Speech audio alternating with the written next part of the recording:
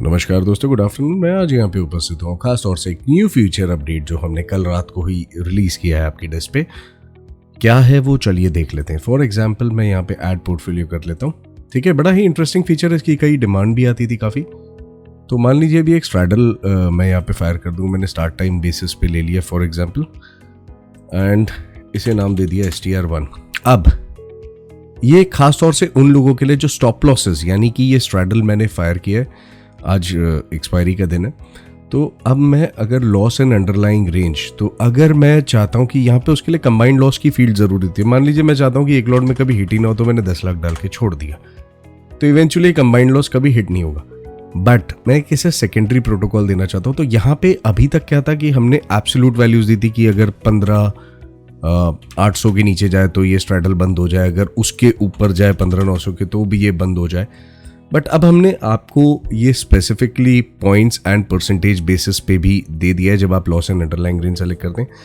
तो मान लीजिए if it goes below let's say 10%, okay, या फिर -5% ले लेते हैं इसे, and if it goes above 5%, मैं इसे सेव कर दूंगा। तुरंत ये सेव हो गया।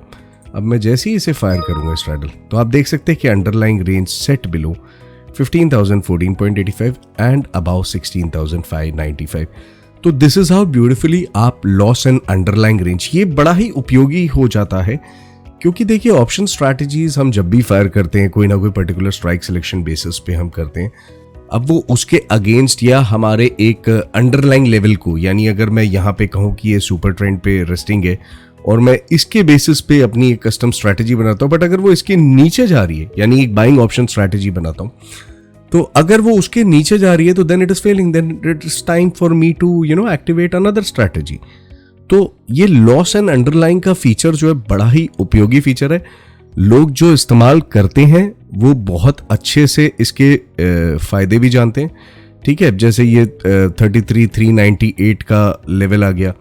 ठीक है ना, अब मेरे को लग रहा है कि नहीं ये रनिंग है, और इसे मैं 33,390, ओके, एंड अगर अंडरलाइंग अपसाइड चली जाए 33,475 फॉर एग्जांपल। अब मैं इसे चेंज कर रहा हूँ एक रनिंग मार्केट में 33,475, तो मैंने इसे एक रनिंग मार्केट में भी अगर चेंज कर दूंगा तो ये वैल्यू इजीली उसे अडॉप्ट कर लेगा। मेरी मिस्टेक ये हो गई कि मैं बैंक निफ्टी का चार्ट देख रहा था एंड निफ्टी पे हमने लेवल लगा रखा है।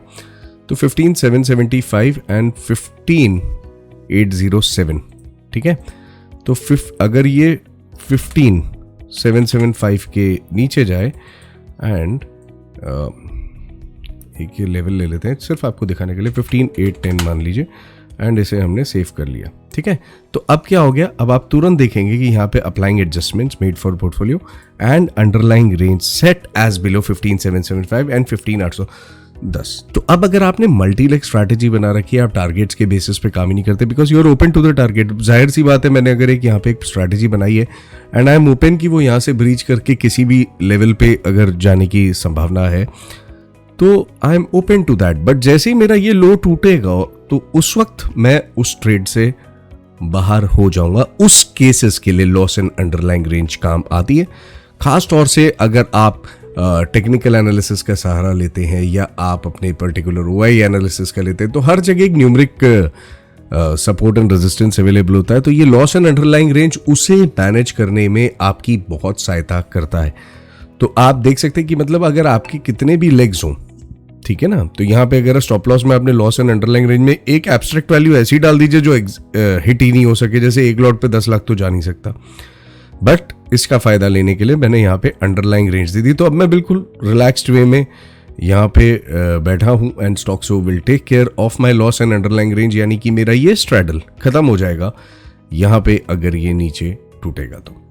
ठीक है, तो उम्मीद है आपको ये नई फ्लेक्सिबिलिटी, यानी points, percentage as well as absolute underlying values की पसंद आई होगी। क्योंकि पहले सिर्फ अंडरलाइंग वैल्यूज चलती थी, लेकिन अब आपको परसेंटेज एंड आपको पॉइंट्स की भी फैसिलिटी इस फील्ड में देखने मिल जाती है। तो थैंक यू फ्रेंड्स, चैनल को ज़रूर सब्सक्राइब करें, बिकॉज रेगुलर अपडेट्स हम यहीं पे लाते हैं, तो आपको जो इन्फॉर्मेशन शेयरिंग है वो इजीली हो जाती है, एंड आगे भी हम कॉन्स्टेंटली इनोवेशंस में काम करते रहते हैं। आने वाले दिनों में कुछ और भी खास हम लेके आ रहे हैं और जिसका मजा आएगा खास तौर से डेल्टा प्लेयर्स को। तो चलिए देखते हैं कि कुछ दिन में क्या होने वाला है। तो thank you friends, thank you for watching.